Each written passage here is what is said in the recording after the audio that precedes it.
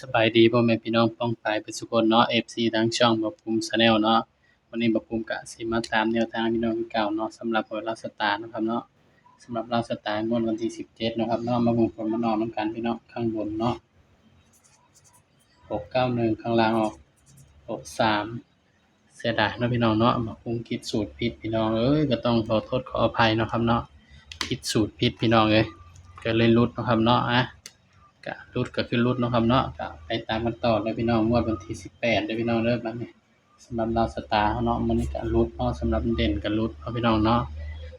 ตามกันต่อเลยพี่น้องของงวดวันที่18นะครับเด้อบัดนี้ไปตามกันต่อเลยครับสำหรับลาวสตาร์เฮาเนาะพี่น้องเนาะ18กันยา68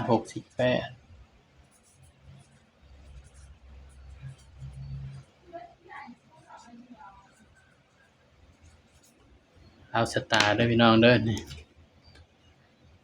ย้ำว่าตัวเลขก็ให้เพื่อเป็นแนวทางเนาะครับเนาะมีเข้าแล้วก็มีรุดเด้อพี่น้องเด้อ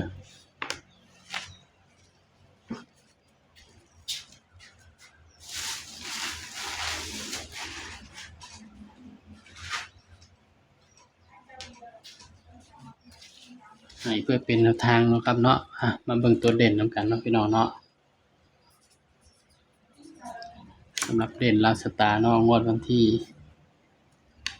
18เด้อพี่น้องเด้อตัวเลขมีเข้ามีรุดพี่น้องให้เพื่อเป็นแนวทางเนาะครับเนาะ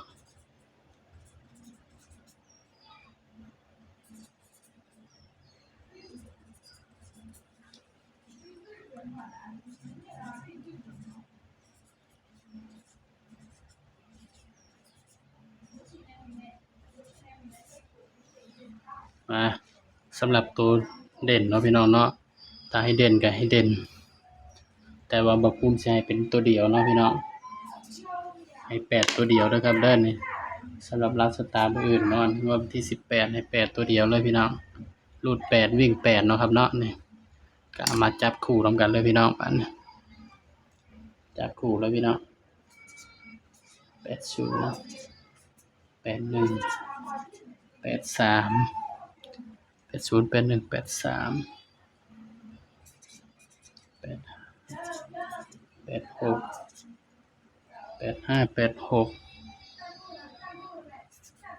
89นี่เนาะพี่น้องเนาะนี่สำหรับลาวสตาร์ผู้อื่นนะครับเด้อนี่สำหรับตัวที่บ่ภูมิมักเนาะนี่ถ้าเกิดบ่ภูมิเจาะให้มันก็บ่เข้าเด้อพี่น้องเด้อสายรูดสายวิ่งก็เอาไปรูดไปวิ่งกันเนาะครับเนาะบ่ภูมิก็ให้เพื่อเป็นแนวทางเท่านั้นเด้อพี่น้องเด้อนี่บางเทื่อบ่ภูมิเจาะให้มันก็บ่เข้าเด้อพี่น้องนี่ก็ให้เพื่อเป็นแนวทางเนาะครับเนาะสำหรับลาวสตาร์เนาะพี่น้องถ้าว่ามักแนวทางบ่ภูมิก็ฝากกดไลค์กดแชร์กดติดตามบ่ภูมิ Channel หน่อยนะครับเด้อสำหรับคลิปนี้ก็สบายดีครับ